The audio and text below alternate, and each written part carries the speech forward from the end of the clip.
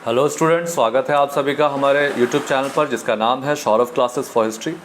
मैं सौरभ आज world history का एक महत्वपूर्ण टॉपिक वाणिज्यवाद लेकर उपस्थित हुआ हूँ। वाणिज्यवाद को हम कमर्शियलाइजेशन भी कहते हैं। तो चलिए बिना समय गंवाए हम अपने इस विषय को प्रारंभ करते हैं। वाणिज्यवाद के उदय के कारण, महत्व एवं परिणाम। 16वीं शताब्दी में व्यापार के क्षेत्र में महत्वपूर्ण परिवर्तन हुआ जो वाणिज्यवाद के नाम से जाना गया।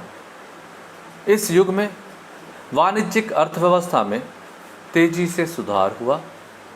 यूरोप के अधिकांश विकासशील क्षेत्रों में मुद्रा का अधिकाधिक प्रयोग किया जाने लगा था।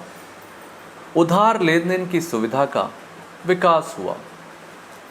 1500 ईस्वी तक स्पेन, फ्रांस, इंग्लैंड में सरकारी डाक सेवाएं शुरू हो चुकी थी। 1600 ईस्वी तक यूरोप के सभी प्रमुख नगर डाक सेवा से जुड़ गए थे। समुद्र व्यापार के लिए उत्तरी नीदरलैंड और इंग्लैंड ने हल्के जहाज़ बना लिए थे। इन परिवर्तनों का कृषि, उद्योग और व्यापार पर प्रभाव पड़ा। समुद्र पार व्यापार में वृद्धि हुई। एशिया से मसाले और कपड़े का व्यापार मुख्य रूप से होता था। 16वीं सदी में नए प्रकार के व्यापारिक संगठन का जन्म हुआ। जहाज़ की कीमत और उसके खेप में कई व्यापारियों की साझेदारी की प्रथा चल पड़ी। संयुक्त पूंजी कंपनी में शेयर हस्तांतरित करने की सुविधा दी गई। संयुक्त पूंजी के अंतर्गत व्यापारियों को कुछ खास क्षेत्रों में व्यापार करने का एकाधिकार मिला। सबसे बड़ा फायदा यह हुआ कि लोगों को बचत का फायदा हुआ और उन्होंने बड़े उद्यम की स्थापना लायक रकम जमा कर ली। इस तरह वाणिज्य व्यापार में क्रांतिकारी परिवर्तन आया। इससे वाणिज्यिक क्रांति की वाणिज्यिक नीति को प्रश्रय मिला।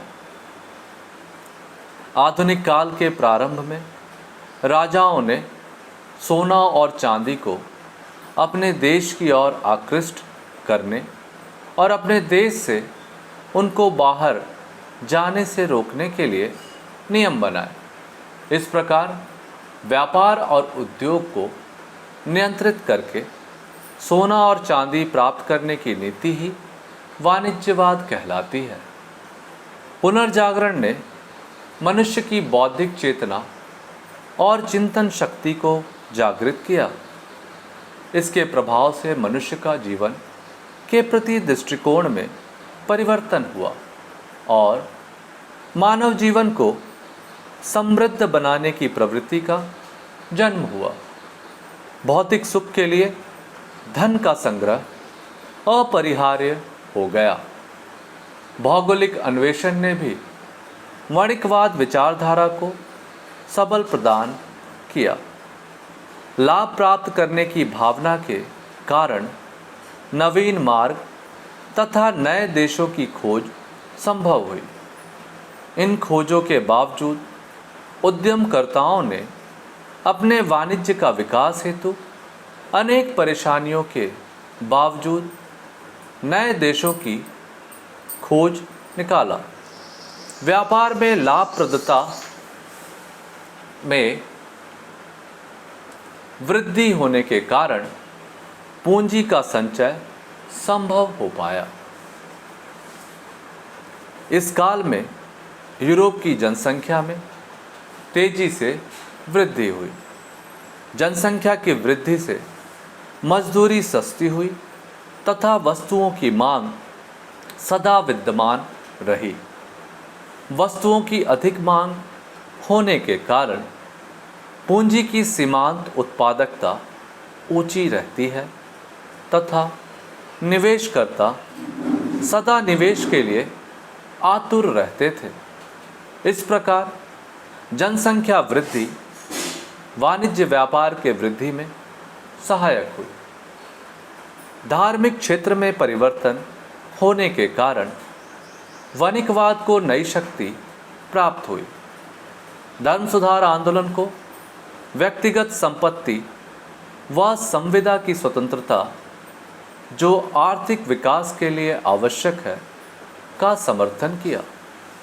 मध्यकाल में संपूर्ण आदान प्रदान वस्तु विनिमय के माध्यम से होता था।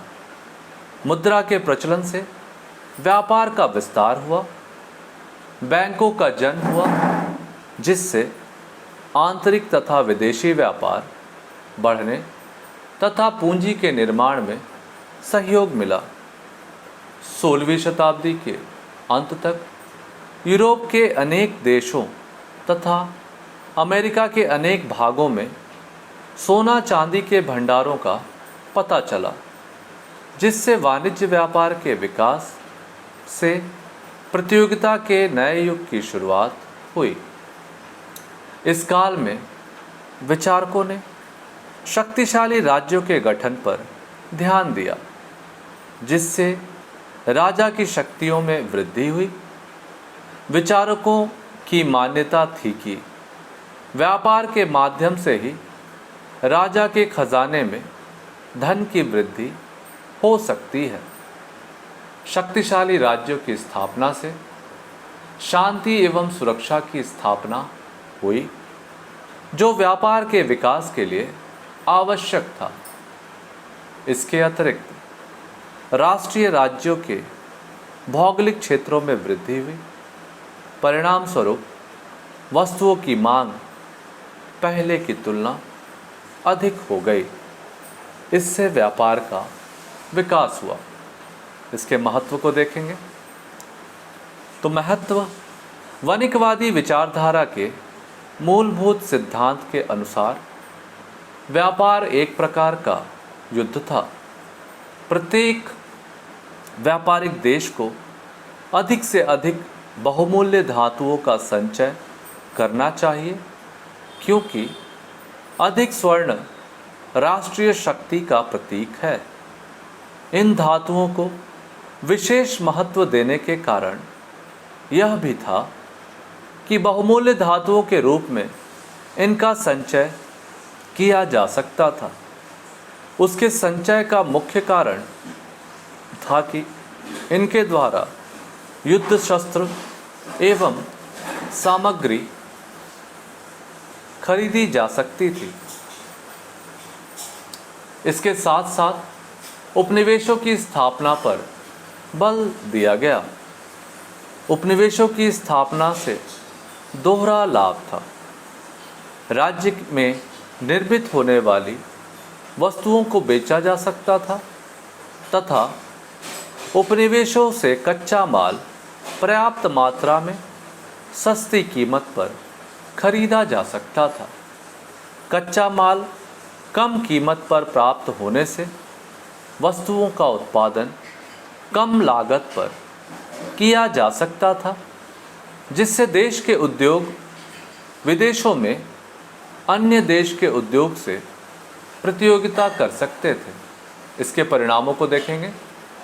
18वीं सदी के पूर्वार्ध आते आते मध्यम वर्ग इतना शक्तिशाली हो गया था कि उसे सरकारी संरक्षण की कोई आवश्यकता नहीं थी।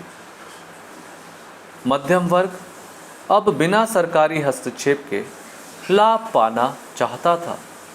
इसलिए इस वर्ग ने अब वाणिज्यवाद का विरोध करना शुरू किया। अमेरिकी क्रांति वाणिज्यवाद के विरुद्ध प्रत्यक्ष रूप से किया गया विद्रोह था। अमेरिकी क्रांति के बाद वाणिज्यवाद बहुत कमज़ोर हो गया और फ्रांसीसी क्रांति ने तो वाणिज्य क्रांति का ढांचा ही समाप्त कर दिया। इसके बाद 19वीं सदी में उदारवादी व्यवस्था आई, जिसमें वाणिज्यवाद के लिए कोई स्थान नहीं रह गया। वाणिज्यवाद आर्थिक विचारधारा के क्षेत्र में महान क्रांति थी, जो यूरोप में 250 वर्षों तक विद्यमान रही। वाणिज्यवाद प्रथा ने चर्च की प्रधानता की समाप्ति में महत्वपूर्ण भूमिका निभाई तथा एक शक्तिशाली राज्य के निर्माण में बहुमूल्य योगदान दिया। इस काल में वर्तमान पूंजीवाद की स्थापना हुई। वाणिज्यवाद के अंतर्गत विदेशी व्यापार पहली बार बड़े स्तर पर होना आरंभ हुआ। यह कहना उपयुक्त होगा, वर्तमान अंतर्राष्ट्रीय व्यापार का इतिहास वाणिज्यवाद से ही आरंभ होता है।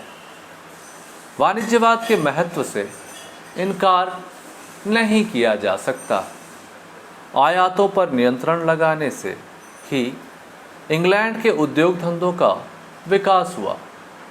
वाणिज्यवाद के कारण इंग्लैंड, फ्रांस तथा जर्मनी जैसे महान राज्यों का निर्माण हो सका तथा यूरोप का विस्तार संभव हो पाया था। इसके बावजूद वाणिज्यवाद में कई खामियां थी। यह संकुचित राष्ट्रीयता के सिद्धांत पर आधारित थी। इसमें एक राष्ट्र को अधिक महत्व तथा लाभ मिला। इस काल में विदेशी व्यापार शत्रुता का प्रतीक बन गया। इस व्यवस्था में लोक कल्याण का कोई स्थान नहीं था। कृषि के प्रति उदासीनता बरती गई और सोने चांदी को अधिक महत्व दिया गया। आर्थिक क्षेत्र में अधिक हस्तक्षेप के कारण उद्योग धंधों का समुचित विकास नहीं हो सका। इस प्रकार हमारा यह विषय यहाँ समाप्त होता है। धन्यवाद।